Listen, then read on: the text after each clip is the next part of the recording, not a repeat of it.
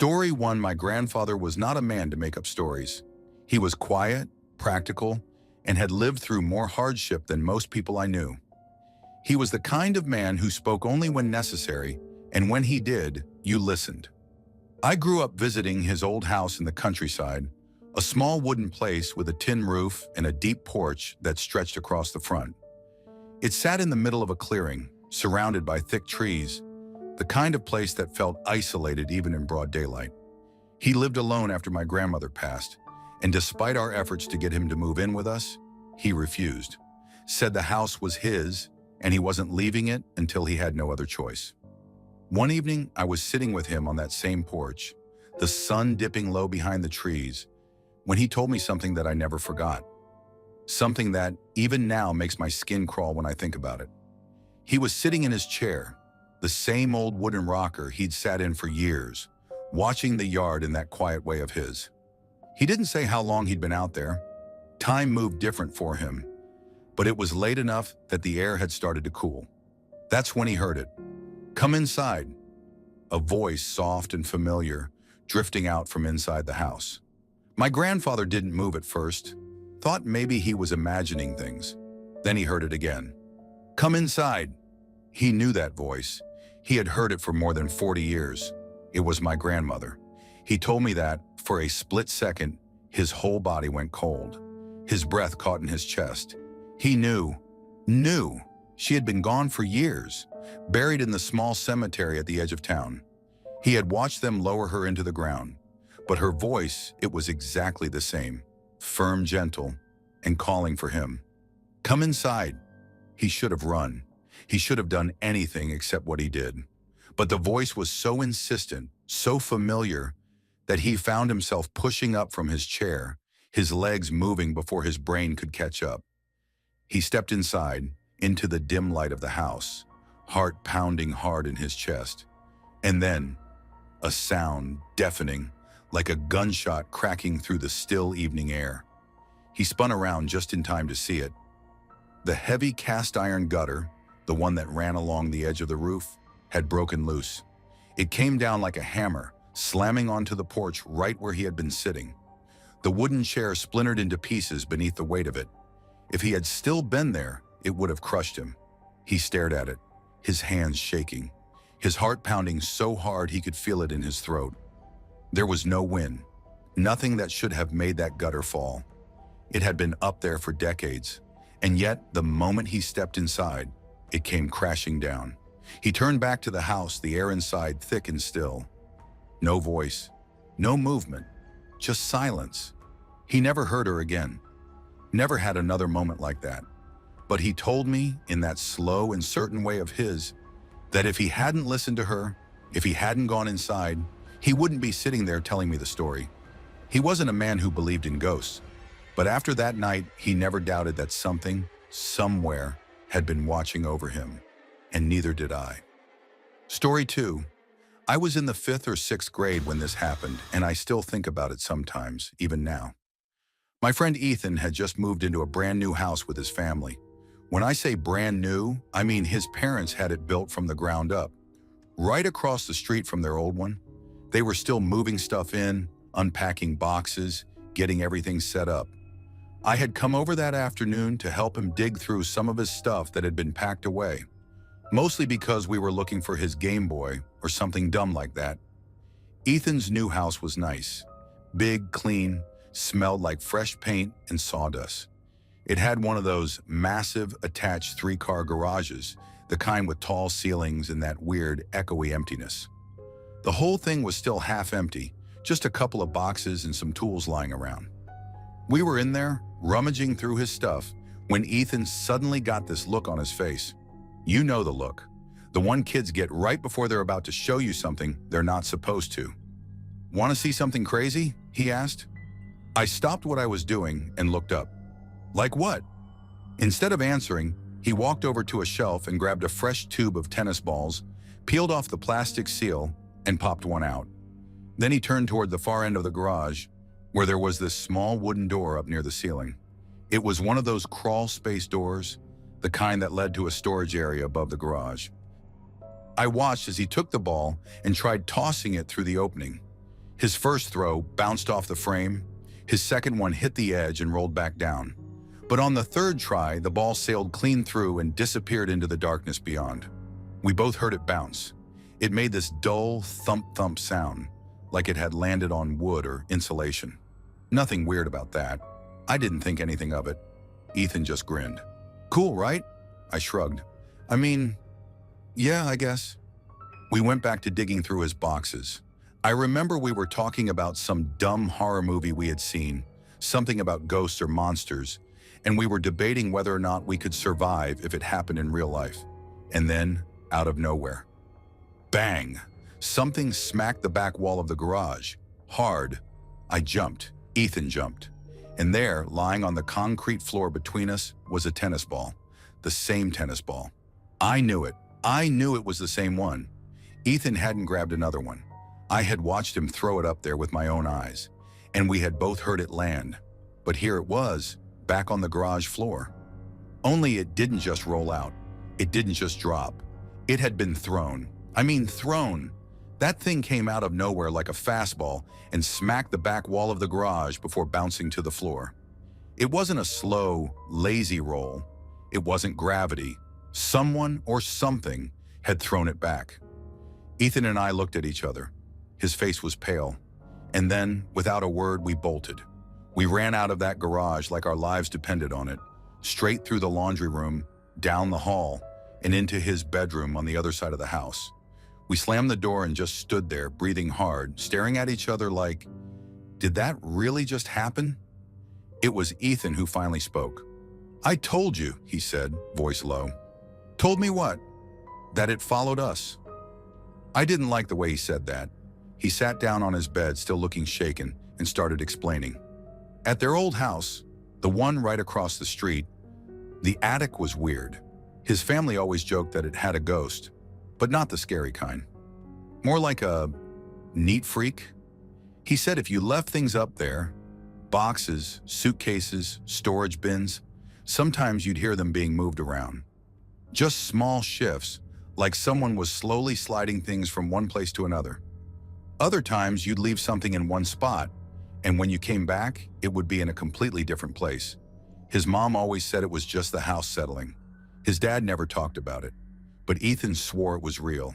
And now, standing there in his brand new house, I believed him. And after that day, I refused to ever go back into their garage. Story 3. I live alone. That's the first thing I want to make clear. No roommates, no pets, no weird open windows for some random person to climb through. Just me, in my small apartment, in a quiet neighborhood where nothing ever happens. And I'm not the kind of person who gets spooked easily.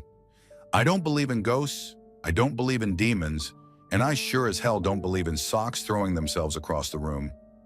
But that's exactly what happened. It was around 2 a.m. I had been scrolling through my phone, half watching some dumb YouTube video, when I finally decided to call it a night. I got up, took off my clothes, and tossed them into the usual corner of my room. My socks, my shirt, my jeans, all in the same pile like always. Then I climbed into bed, turned off the light, and pulled the blanket over me. I barely had time to close my eyes when something hit me on the side of my head. Not hard, just a light tap, like someone had tossed something at me. I shot up immediately, heart pounding, and switched on the lamp. The room looked the same, nothing out of place. My chair, my desk, my pile of clothes in the corner, everything exactly where it should be, except for one sock. It was lying on the bed right next to me. I frowned. I knew I had thrown both of them into the corner. I had done it without thinking. Just a habit. So how the hell did one end up back on the bed? I told myself it must have bounced off something. Maybe hit the wall weird. Maybe it got caught on the blanket when I turned over. I picked it up, rolled my eyes at myself for getting worked up, and tossed it back into the pile. Then I turned off the light and laid back down. I didn't even get the chance to close my eyes before... thwack! The sock hit me again, right on my face this time. I scrambled up, flicking the light back on so fast my fingers fumbled against the switch. The room was still empty, silent. I sat there breathing hard, my eyes darting around, trying to make sense of what just happened. I picked up the sock slowly. It was the same one. the exact same sock. I looked at the pile in the corner. My other sock was still there, crumpled up with the rest of my clothes. I felt a cold sweat forming at the back of my neck. Someone had thrown it at me, but I was alone.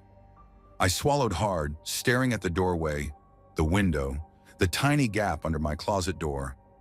My apartment was small. There was nowhere for anyone to hide. I got out of bed, moving cautiously, my pulse hammering in my ears. I checked the door. Locked. I checked the window. Also locked. I even opened my closet, half expecting something, or someone, to be standing there. Nothing. The silence in my apartment felt heavy now, the kind that made your ears ring. I turned back to my bed. The sock was still lying there, like it was waiting for me to acknowledge it. Something was wrong. I wasn't scared yet. Not really. More confused than anything. My mind kept scrambling for logical explanations, but none of them made sense. I took a slow breath. Then, just to prove to myself that I was being ridiculous, I grabbed the sock again, walked over to the corner, and very deliberately tossed it onto the pile.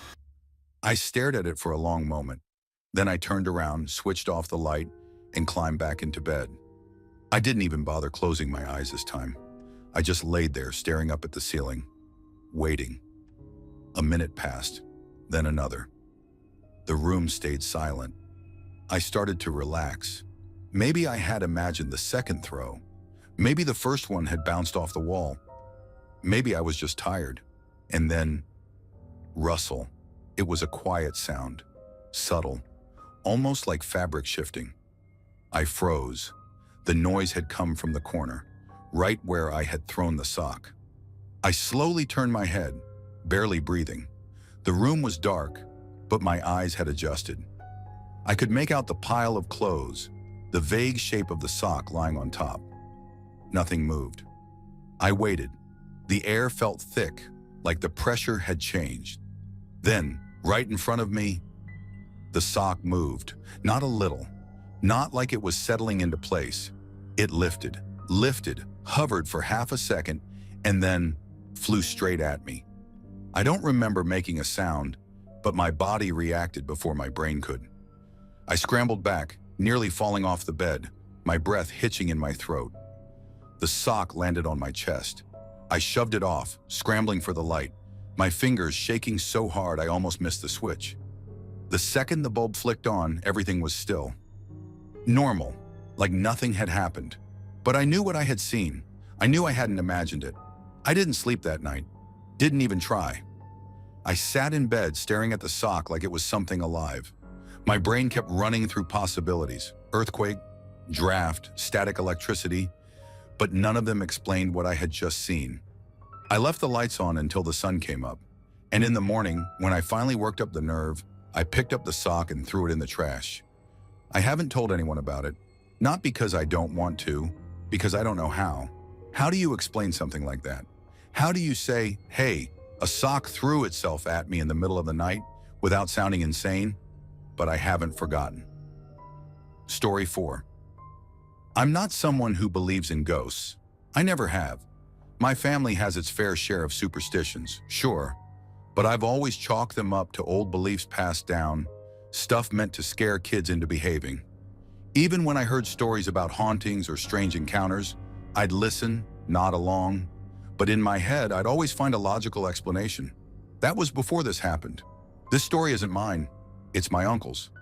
But I remember it well because when he told us, he wasn't joking, he wasn't exaggerating, and he wasn't trying to spook us for fun.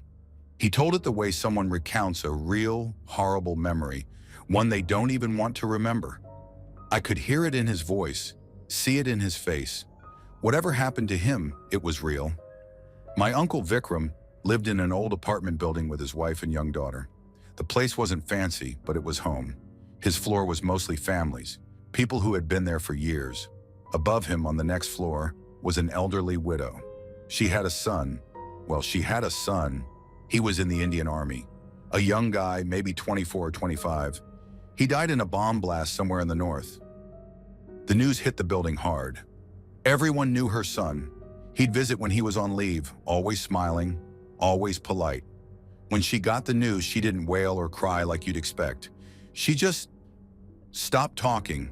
For days, she didn't leave her apartment. People tried to visit, but she wouldn't open the door.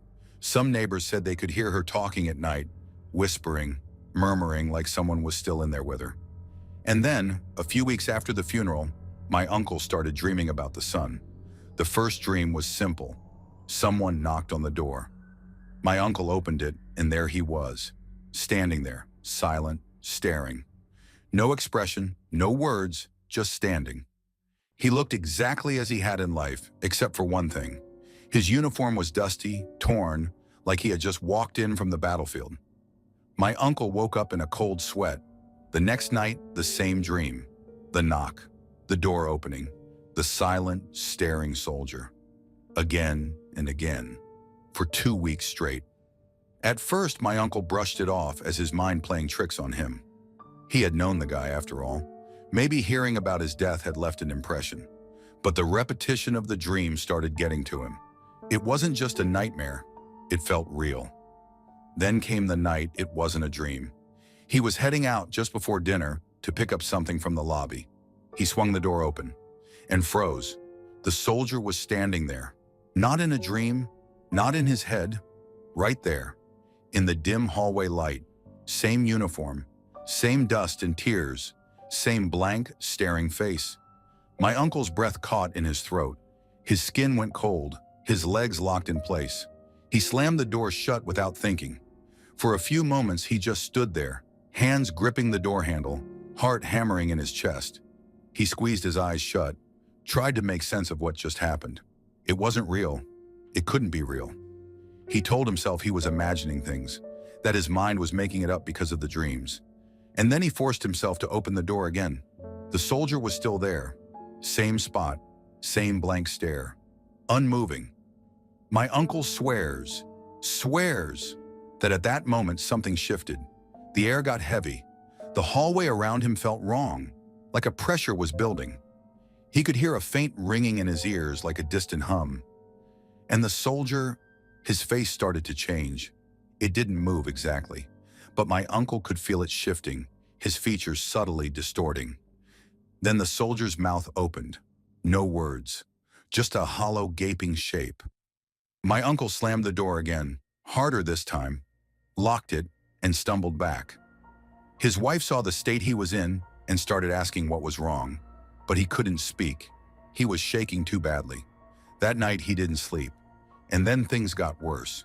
He started seeing the soldier inside the apartment. Not all the time, just in glimpses. A shadow in the hallway when no one was there. A reflection in the window at night. The feeling of someone standing right behind him, breath tickling his neck, only to turn around and find nothing. Once he was putting his daughter to bed when he caught movement out of the corner of his eye. He turned and saw the soldier standing in the doorway to the bedroom.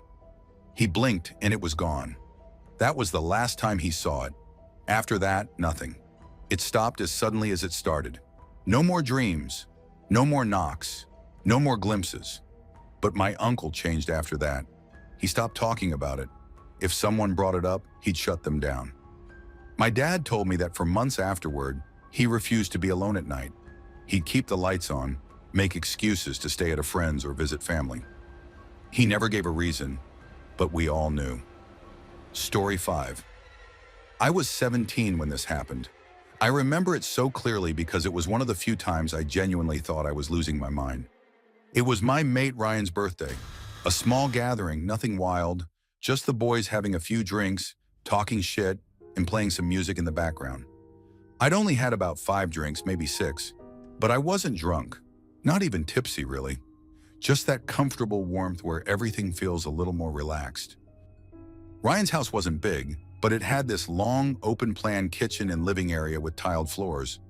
Cold, glossy tiles that made every step echo just a little bit. The kind of house where, if you were alone at night, every creak and sound felt amplified. But at the time, none of that was on my mind. It was late, probably 2 or 3 a.m., when I got up to get some water. Everyone else was either passed out or half asleep in the living room, sprawled across the couch and floor. I stepped into the kitchen, the tiles cool under my feet, and grabbed a glass from the cupboard. The house was dead silent, except for the soft hum of the fridge. I filled the glass, took a sip, and turned around. That's when I heard it. Footsteps, soft at first, just a few faint taps against the tile. I froze, my body suddenly tense, listening. It could have been one of the guys, maybe someone else up looking for a drink, but something about it felt off. The sound wasn't coming from the hallway or the living room. It was close, right there in the kitchen with me. I held my breath. For a few seconds, there was nothing, just silence. I almost convinced myself I imagined it. Then, fast, sudden, the footsteps ran at me. It was like someone sprinting straight at me from just a few feet away. I didn't see anything. I should have seen something, but I didn't. And then the cold hit me. Not a breeze, not a draft. A solid wave of freezing air rushed through me like stepping into an ice bath, but from the inside out. It knocked the breath out of my chest. My stomach turned. I ran. I didn't even think. My body just reacted, legs moving before my brain caught up.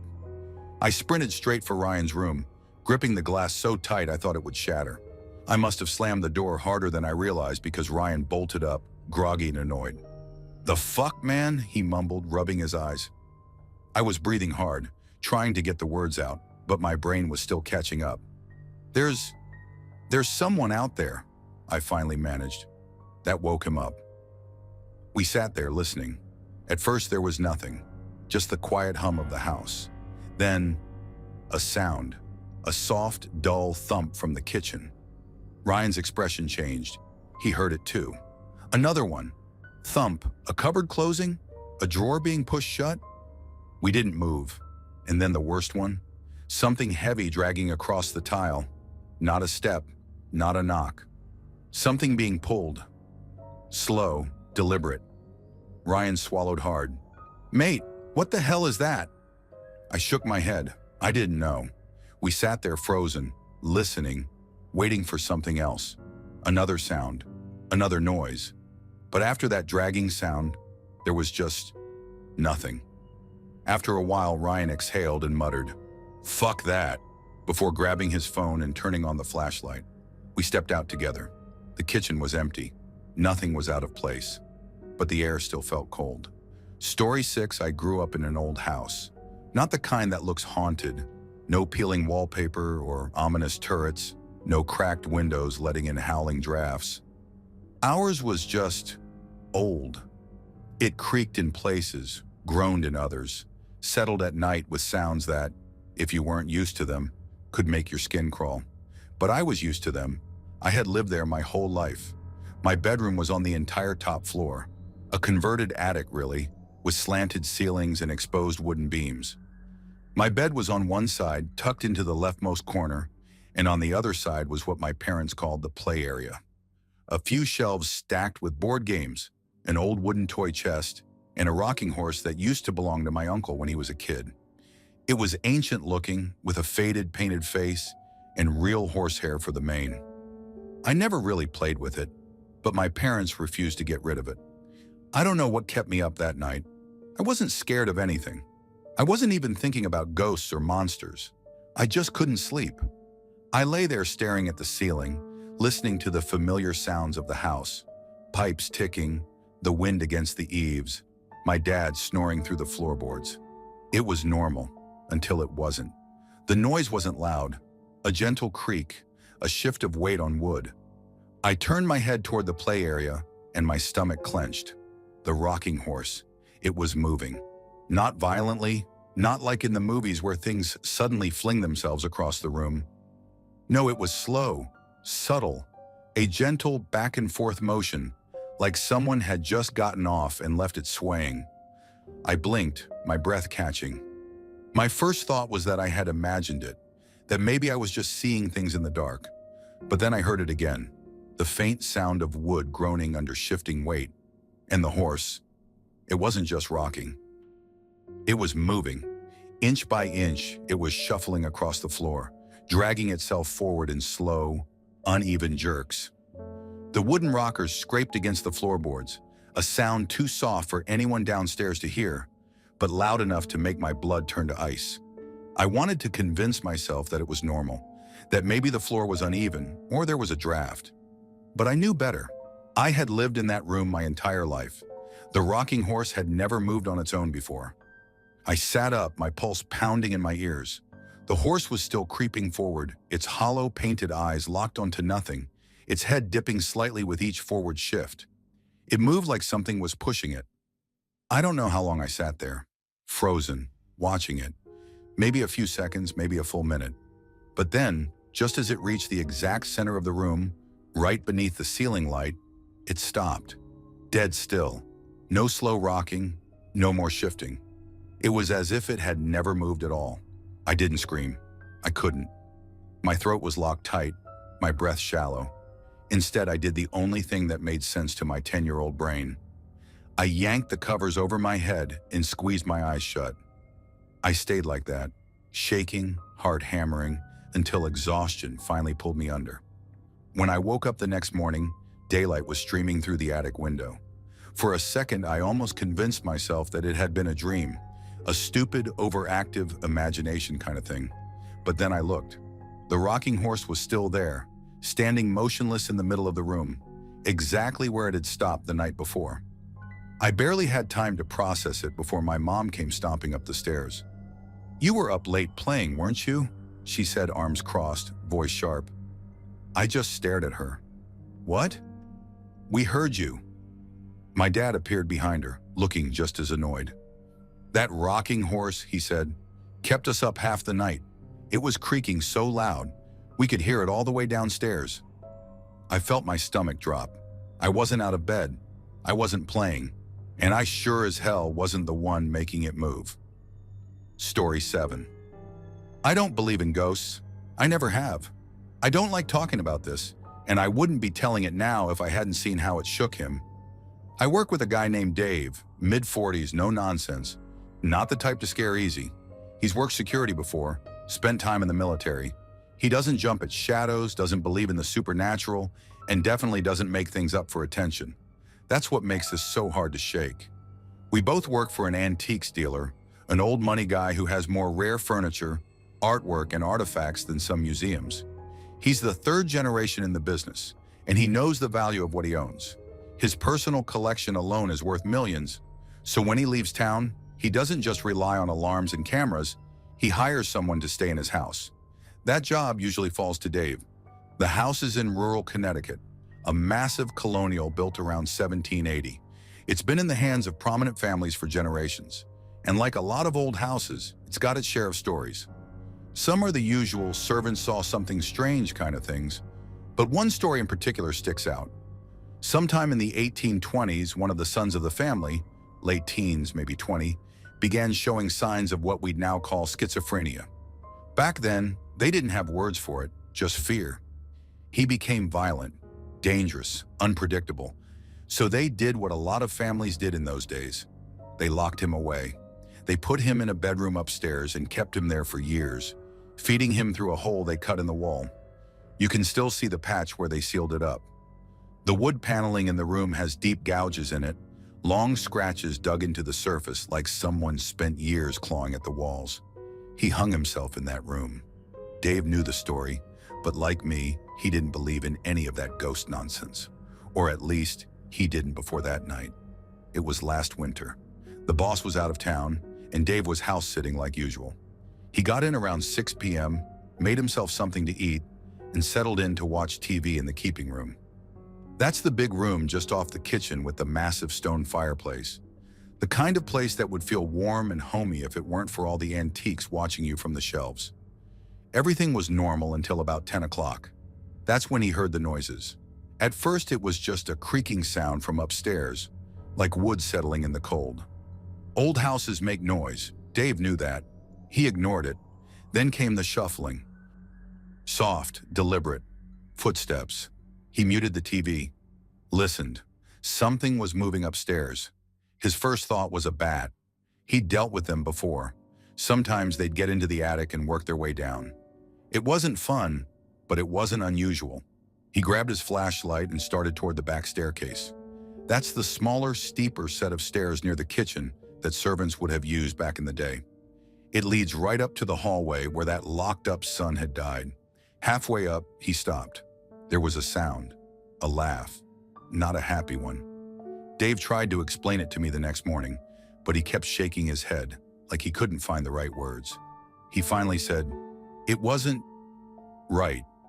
It was low, male, and wrong, like someone was laughing at a joke only they understood, and it was coming from the locked-up son's room." Dave's whole body locked up. He stood there gripping the banister, waiting to hear it again. Nothing, just silence. The air felt heavy, pressured, like the whole house was waiting. Then another sound, a scrape, a slow, dragging noise, like something was being pulled across the wooden floor. Dave didn't move, and then in the quiet came another laugh, closer.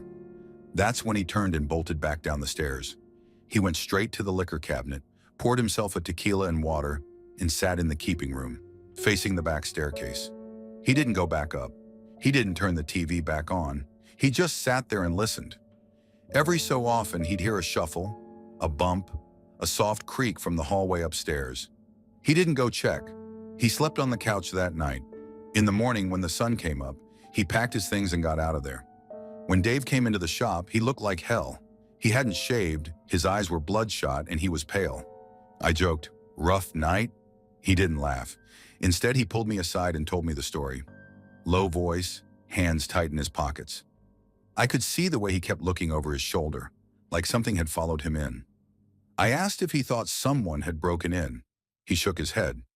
I asked if he'd gone up to check the room in the morning. He just said, "No." Then he looked at me and said something I'll never forget. "If you don't believe me, stay there yourself next time." I didn't argue. I don't believe in ghosts, but I'm never staying in that house. Story 8. I remember exactly where I was when my uncle told me this story. It was over dinner, just hours after it happened. I'd never seen him look so rattled before. This was a man who didn't scare easy. He had been working as a building manager for the Tivoli Theater in Columbia Heights, Washington, D.C., which was in the process of being renovated into a Hispanic theater. He had been there for months, overseeing construction, moving materials, dealing with contractors. But that Wednesday, something happened that shook him to his core. I hung on to every word, because I'd never heard a first-hand ghost story before, especially from someone I knew. The Tivoli Theater was an old building. You could tell just by walking inside. The place had been through decades of history, some of it obvious, some of it hidden under layers of new paint and cheap renovations. I'd been there a few times myself, helping my uncle move supplies. The layout was strange. What was considered the first floor was actually 2 flights up, meaning the lobby had these weird empty spaces beneath it, areas that hadn't been touched in years. Those spaces had always creeped me out. They were cold, colorless. Even with all the construction noise going on, those rooms felt wrong, dead, like the past had settled into them, and no amount of renovation would ever change that. My uncle had told me before that the guys working on the place, painters, electricians, even some of the foremen, didn't like being alone in those parts of the building. He never took them seriously. Old buildings have weird noises, drafts, shadows. It was just part of the job. But that changed on Wednesday. 2 elevator technicians had come in to inspect and test the elevators. One of them was assigned to ride the lift up and down, while the other stayed in the lobby, monitoring the controls. Simple enough. My uncle was just there to make sure they had access to what they needed. At one point, while the first technician was riding up, the second guy, let's call him Steve, was standing near the control panel, waiting, and that's when he noticed it. A mist. It was subtle at first, like a fine haze drifting out from one of the unrenovated rooms. But it was moving. Not in a way mist should move. It had a purpose.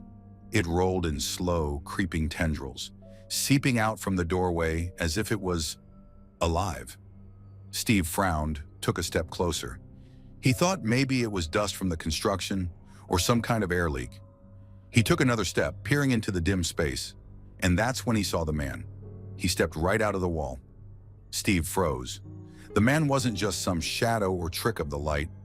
He was solid, real, dressed in a 3-piece suit, the kind you'd see in old black and white movies, with a crisp vest and pocket watch chain. He had a bowler hat perched on his head, and he looked just as shocked as Steve did. The man's eyes widened in an expression of pure disbelief, like he had just walked into a world he didn't recognize. He turned his head slowly, taking in the room, the construction, the dust-covered floors. Then he reached out. His fingers touched the wall beside him, pressing into the surface like he didn't believe it was real. And then he vanished. Not like he stepped away, not like he faded. Gone. Just gone. Steve let out a strangled noise and ran. Full sprint, down the stairs, through the lobby, bursting out the doors into the street. He didn't stop running until he was across the road, doubled over, panting, hands shaking as he pulled a cigarette from his pocket and tried to light it. That's when my uncle found him. "What the hell are you doing?" he asked, confused. "You're supposed to be working." Steve didn't answer. His hands were trembling so badly he could barely hold his lighter. My uncle had to physically guide him to a bench. "What happened?" It took a while for Steve to get the words out. He was pale, sweating despite the cold. He told my uncle what he saw, stammering through the details. The mist, the man, the way he looked shocked to be there, the way he disappeared. My uncle wasn't the type to believe in ghosts, but something about the way Steve told the story, the raw fear in his eyes, made him uneasy. "Listen," he said finally, "if you want to call it a day, I get it. Go get your tools. I'll tell your partner you're done." Steve hesitated. He didn't want to go back inside. "I'll go with you," my uncle offered. So they went, back through the lobby, up the stairs, slowly, cautiously. Steve's nerves were shot, but my uncle was trying to be rational. Maybe it was just a trick of the light, a weird shadow. Maybe Steve was tired. But then, halfway up the stairs, Steve stopped. His eyes locked onto something, a picture. Along the stairwell, the theater had mounted a series of framed photos showing what the Tivoli used to look like decades ago. Black and white images of the lobby, the stage, the people who had once owned and operated the place, and there, in one of the pictures, standing proudly in front of the old theater entrance, was the man in the bowler hat. Steve staggered back like he'd been punched in the gut. "That's him," he gasped. "That's the guy I saw." My uncle stepped closer, studying the plaque beneath the image. His stomach dropped.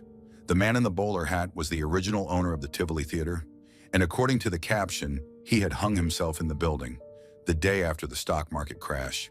Steve quit the job that night. He wouldn't set foot in the building again. And my uncle?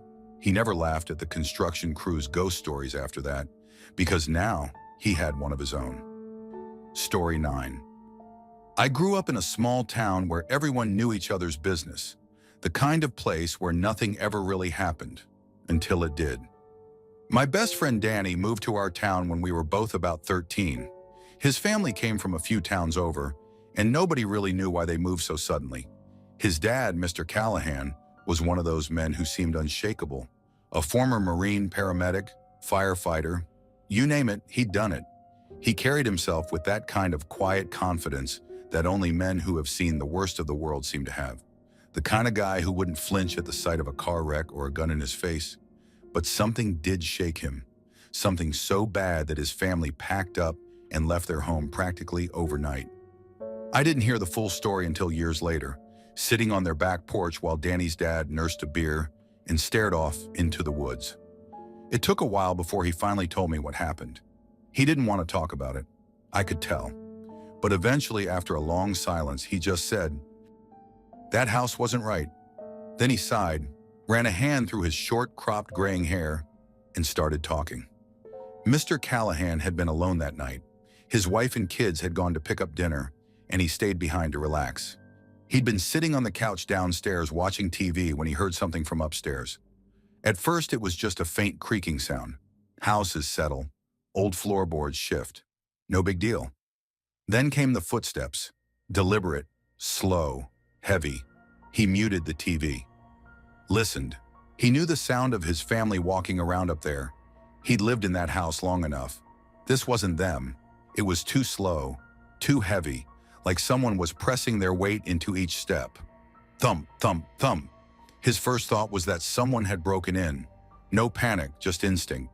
He stood up, quiet as he could, and grabbed the fire poker from beside the fireplace. Then he started toward the hallway, where the staircase led up to the second floor. He could hear his own breathing, his pulse steady but heavy in his ears. He wasn't scared. He'd faced worse things in his life. But something about this was wrong. The footsteps had stopped now, but he had this feeling deep in his gut that he wasn't alone. That if he stepped too far forward, he'd see something he wasn't supposed to. Still, he walked down the hallway to the foot of the stairs, and then he looked up. There was a balcony on the second floor, a wooden railing that overlooked the living room. The upstairs hallway stretched from one side to the other, and that's when he saw it. A shadow. It wasn't shaped like a person, not exactly. It was tall, stretched wrong, almost like it was bleeding into the air around it. And it moved, not like walking. It glided, smoothly from one side of the railing to the other, without any sound. He could feel the air change. It got thick, heavy, like the pressure before a storm. His skin prickled. His breath came shorter. And then, the scream. Loud, high-pitched, but not human. He told me later it was the worst sound he'd ever heard in his life. And this was a man who had pulled bodies out of burning wreckage. It wasn't just loud. It was like it came from inside him, vibrating in his bones. The house shook, and then the lights went out. Instant, total, darkness. He didn't think. He ran, didn't even look back. Just sprinted straight for the front door, fumbled with the lock, and burst outside. He didn't stop until he was standing in the middle of the front yard, under the porch light. He stood there, breathing hard, gripping the fire poker so tight his knuckles turned white. His heart was pounding. His ears were ringing. The house was silent, dark, still. And he wasn't going back inside. Not alone. Not ever. That's how his wife and kids found him when they pulled into the driveway. Standing there on the porch, pale as death, eyes wide, hands shaking just a little. They knew something was wrong the second they saw him. He didn't scare easy. But that night he was terrified. He never told them exactly what he saw, not right away. But 2 weeks later, they were out of that house. He didn't argue about it, didn't fight to stay, just packed up and left. And he never talked about it again. Not until that night on the porch when he finally told me. And even then, when he was done, he just sat there for a long time, staring into the trees. After a while, he shook his head and muttered, "Some things you just don't mess with." And that was that. I never asked again.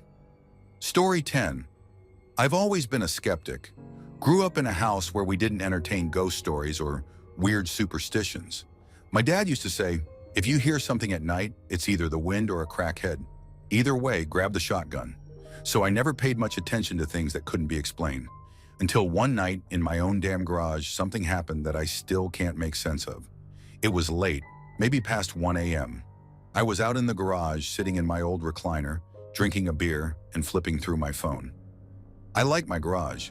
It's my little space away from everything. Got an old TV in there, a mini fridge, and shelves stacked with tools I barely use. The concrete floor is always cold and the walls are unfinished, just exposed beams and insulation. Not cozy, but good enough for me. My 2 dogs were outside, lying in their usual spots near the porch. They don't bark unless someone's at the door, which is why I noticed when they both went off at the same time. Loud, aggressive barking. Not the kind where they're just excited or messing around. This was different. I sat up, listening. The street was quiet. We don't get much traffic this late, and my nearest neighbor is about a quarter mile away. I peeked through the garage door window. Nothing, just my driveway stretching into the dark. But my dogs weren't letting up. "Shut up," I called out, but they didn't stop. That's when I heard it, a noise inside the house. Not loud, but noticeable. A faint click from the kitchen, like a light switch. I know for a fact I had left that light off. I specifically kept it off so I wouldn't wake anybody up. I stood there for a second, debating if I even wanted to check. Then I told myself I was being stupid. Maybe I just forgot. Maybe I thought I turned it off, but didn't. I stepped into the house. The kitchen light was on. I stared at it for a long moment, not moving. My house was completely silent. The air felt wrong, heavy somehow, like stepping into a room where someone was just arguing, and the tension still lingers in the air. A weird, uneasy feeling crawled up my spine, but I shook it off. No big deal, I told myself. Maybe the switch was loose or something. I reached out, turned it off, and muttered, "Fuck this, I'm going to bed." I turned to walk down the hallway when, bang, a loud, solid thud from inside the garage. I froze. The garage was right behind me. There was no wind, no reason for anything to shift or fall over. I stood there listening, heart pounding in my ears. Then another sound, a soft hum. It took me a second to recognize it. The TV, the old-ass TV in my garage had turned on, by itself. That garage door was shut. No one could have gone in. No one was out there. I swallowed hard, forcing myself to move. I reached for the door, hesitated for half a second, then swung it open. The first thing I saw was the screen, a late-night infomercial playing, some guy waving a set of steak knives around like they were the greatest invention on earth. Then my eyes moved to the chair. The recliner I had been sitting in not 5 minutes ago was no longer where I left it. It was across the garage, not just tipped over, not just shifted a little. It was flipped completely on its side, wedged against the far wall, like something had thrown it. I felt my stomach drop. My brain tried to make sense of it. Could it have fallen somehow? That chair was heavy. It took effort to move. It wasn't just something that could tip over on its own. And even if it had, how the hell did it end up all the way across the room? My mouth was dry. Something had moved it. Something I did not see had moved it. A cold electric feeling ran down my arms. The kind of deep, primal fear that made every hair on my body stand up. I felt exposed, like I was being watched. I backed out of the garage, keeping my eyes on that chair, on the TV, on every dark corner of that unfinished space. I hit the light switch and slammed the door shut behind me. I stood there in the kitchen, heart hammering, waiting for something else, some other sign that I wasn't losing my mind. Nothing, just silence. The house suddenly felt too big, too empty. I didn't go back in the garage that night. I locked up, shut my bedroom door, and lay in bed, staring at the ceiling until the sun came up. The next morning I went back to check. The TV was off. The chair was back in its place. I don't know what happened that night.